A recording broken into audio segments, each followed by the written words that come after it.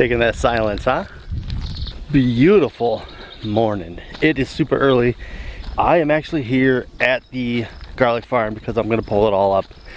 It's time to harvest that good deliciousness and see what we got and how we're gonna plan out for next year. So, whew, it's early.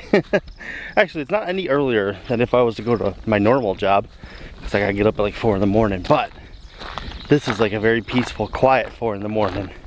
This is not walking into a plant full of machines whizzing and whirling and building 1 billion freaking cars, it seems like, which I never know what we do with them all, but we're always building them. All right, this is gonna be peaceful. A peaceful morning of work.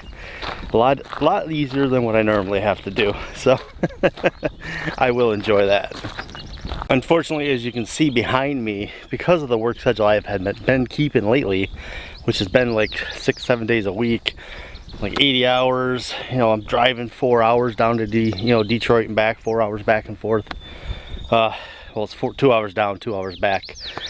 Yeah, so I've been doing a lot of that recently, which has really left this kind of neglected. I wasn't able to come through and like hula ho the aisleways, and I got a lot of weeds and stuff growing up. So the garlic farm section itself is actually fairly ugly, but we still have a lot of garlic in there. Hopefully when we start pulling it up, it all looks all right and looks good. So it is what it is. This is part of the struggle that I knew I was gonna have, trying to move the farm a little farther away from like the house. I had to get time over here. I don't have time as it is.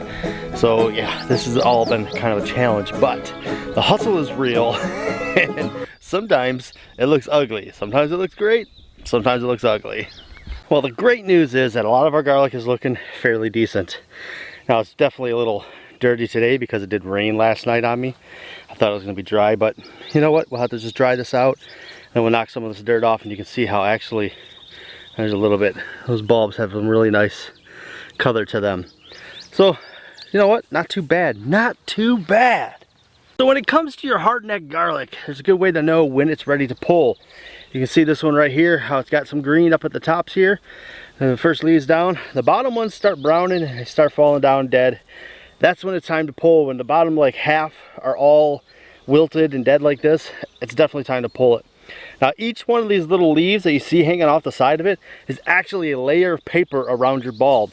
So when you're going to look at it later, all those little layers of paper, is each one of these is a layer of paper. So that's going to tell you how well protected it's going to be by how many of these you have on here. And like I said, this is a perfect pull. That is a really nice, hearty head of garlic right there. And that's when you know they're ready to go. When they look like this, that is definitely time to pull them out of the ground. 1, 2, 3, the old abandoned barn behind my childhood home. I used to go drive inside it when I wanna be alone. I'm almost 20 years old now, and I'm still fine when I go back there, little drawings that I... They may not look the greatest right now because they're pretty dirty, but once they dry and we knock all that dirt off of there, these are some really nice garlics. This is my music. It's kind of like a medium-sized garlic. It's never really gotten super big for me. So most of these heads, you can see right there, they're right about the size that I would expect to see. Just something, a decent size, like it's a culinary garlic. It's one that people really like to cook with. So I'm pretty pumped. This is only half the row that we got down. I got a lot more in there yet. Actually, it's like a quarter of the row. So we're gonna have a lot more. Pretty pumped.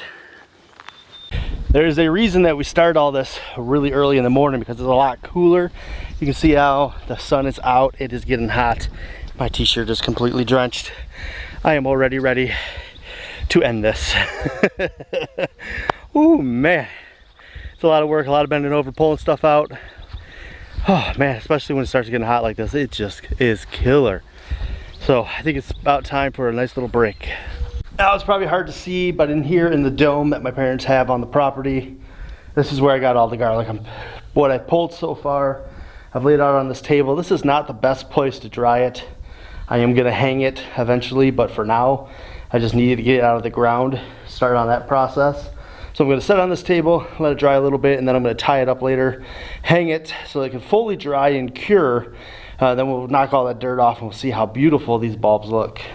So this dome is actually a great place to keep that garlic, to cure it, because it is like a temperature controlled.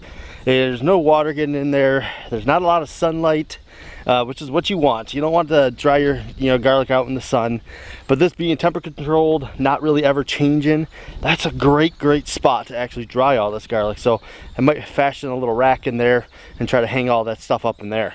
So now that we got all our garlic pulled, we have to build ourselves a little drying rack to put over there.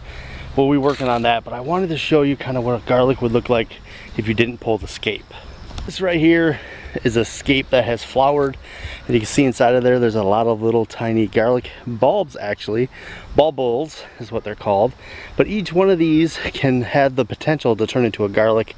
Garlic is naturally a biennial. So this would put in the ground, it would go into a one clove, and in the second year is when you would actually get a head of garlic out of it. Now the thing is, people always say you gotta pull those scapes because it will give the bulbs more energy and make them bigger. And this is the bulb of this garlic right here that has the scape not pulled. And this is just wild stuff I'm growing here at the Citystead. And you can see significantly it is actually a lot smaller than the stuff we have back at the garlic farm, which is much larger bulbs because we actually took the time to pull all the scapes.